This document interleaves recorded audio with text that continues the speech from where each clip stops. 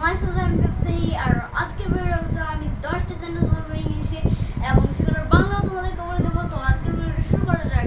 তো আজকের ভিডিওর ফার্স্ট যে বাক্যটি আছে বা ওয়ার্ডটি আছে সেটি হচ্ছে ক্লক। ইয়েস গাইস, ক্লক অর্থাৎ দেওয়াল ঘড়ি। মানে দেওয়াল ঘড়ি বলতে আমরা দেওয়ালে যে ঘড়িটা আছে ওটাকে ক্লক বলবো, যেটা হাতে পরানো যায় না। এরপর হচ্ছে ওয়াচ। ওয়াচ অর্থাৎ হাত ঘড়ি, যেটা আমরা হাতে বেঁধে পড়ি। এরপর আমাদের তৃতীয় যে সেন্টেন্সটি আছে সেটা হচ্ছে আনফরচুনেটলি। অ্যান্ড আনফরচুনেটলি অর্থ হচ্ছে অনুকাঙ্ক্ষিত।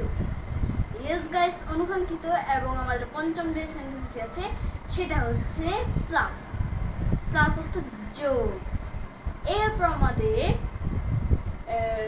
5 নাম্বার যে সেন্টেন্সটি আছে সেটা হচ্ছে মাইনাস। অ্যান্ড মাইনাস অর্থ বিয়োগ। এরপর আমাদের যে 6 নাম্বার যে ইংলিশটি আছে সেটা হচ্ছে ডিভাইড।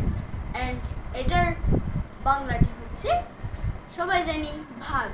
এরপর আমাদের যে 6 নাম্বার যে ইংলিশটা আছে, 7ম নাম্বার, সেটা হচ্ছে ইন্টু। অ্যান্ড ইন্টু হচ্ছে গোল। ইয়েস গাইস, এরপর আমাদের 8ম নাম্বার যে ইংলিশ সেন্টেন্সটি আছে সেটা হচ্ছে I will kill you. And এটার বাংলা হচ্ছে আমি তোমাকে খুন করব। এরপর আজকে 9 নাম্বার যে মানে ইংলিশ ওয়ার্ডটি আছে সেটা হচ্ছে I am very hungry.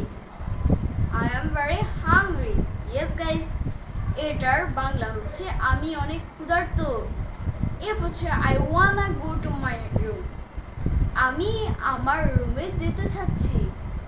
Yes guys, আজকে আমি এমন একটা ইংলিশ সেন্টেন্স বলবো যেটা তোমাদের মনে আছে নাকি দেখি, সেটা তোমরা সবাই কমেন্টে জানাবে। তো সেটা হচ্ছে আই অ্যাম ভেরি টায়ার্ড। এটা কিন্তু আমি আগের ভিডিওতে বলেছিলাম।